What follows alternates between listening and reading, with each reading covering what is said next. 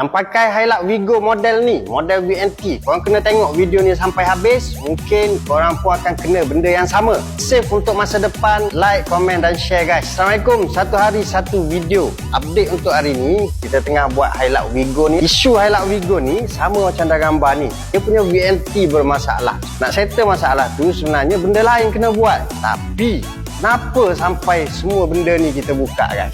Ni kita nak cerita ni. Biasanya kita akan blok sekali lah dia punya EGR. Jadi kita tengok karbon banyak dalam ni. So saya suggest dekat customer untuk buat servis 10 tahun. Salah satu benda yang ada dalam servis 10 tahun tu benda ni lah.